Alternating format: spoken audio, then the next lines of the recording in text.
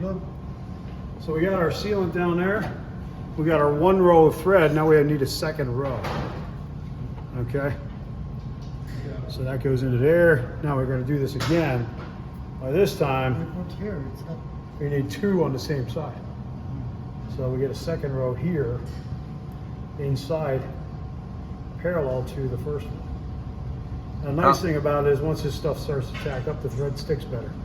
You probably don't want it to overlap, huh? Right, you don't want it to overlap. It's parallel to, not touching, not crossing. And the idea is you want two parallel lines that soaks up sealant. You watch your thread, as soon as it touches the sealant, it soaks it up.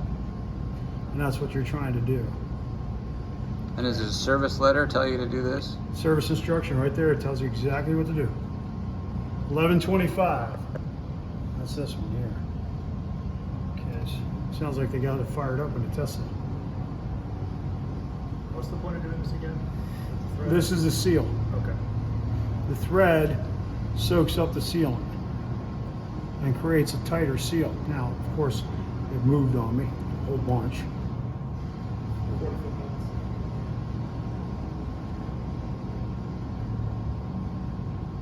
Sounds familiar, huh, Corey? It does. Good and bad memories. Hey, at least you weren't with Cody Chaffee. I don't know. I feel like sending a rod through the crank would have been, case would have been kind of. Oh, that wasn't Cody Chaffee. That was Christian Barr. Okay, so.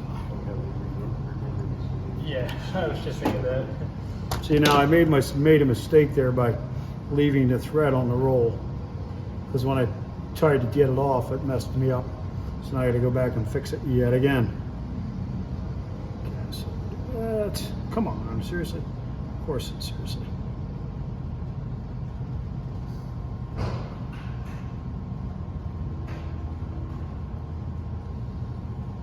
It sounds like it runs half decent. And again, the hardest part of this is getting everything close to parallel without touching. Okay, it doesn't matter if it's absolutely perfectly parallel, they're just not allowed to cross or touch.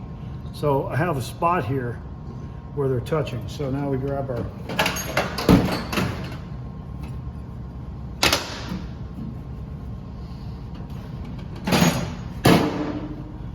handy dandy alignment tool. Exactly. Okay, so that's how I want my thread to run. Now this one's kind of screwed up there, isn't it? So we got to fix that.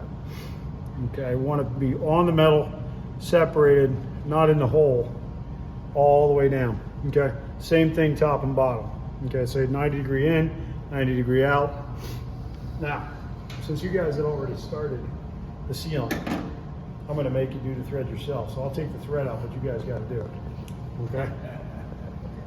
So, the other thing is, since you did the sealing, now we need your moly grease again, because we got to coat this thing too.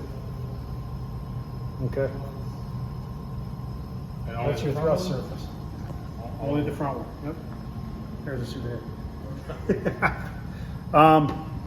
So once that's done, then we'll be ready to set the crank in and start the final assembly of the case.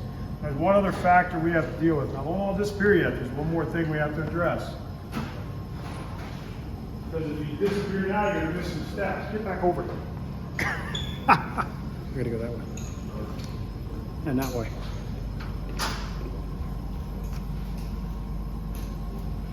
Okay, so we're going to hold the camshaft into this other case shaft using gum bands. And now these are left over from Oshkosh, so they might be good, they might not be good. So what we're going to do is we're going to basically take a rubber band, put it around the cam, hook them underneath here. All right, and we're going to use a couple of these, maybe 2 or 3 groups of 2. So you take rubber bands, tie them together, maybe 2 back here and then 1 in the front. The 6-cylinder you want to use a bit more because it's longer and it's heavier. So do this. Now what's interesting is the overhaul manual tells you to use safety wire for this. Okay, this works a lot better than safety wire. Oh, that didn't work. So get our tie on here. There we go. All right, so we got a moly grease on there. We got a moly grease on the tappet faces. We got our oil on the bearings. We got our cam secured in place. If I can get this to hook for me. There we go.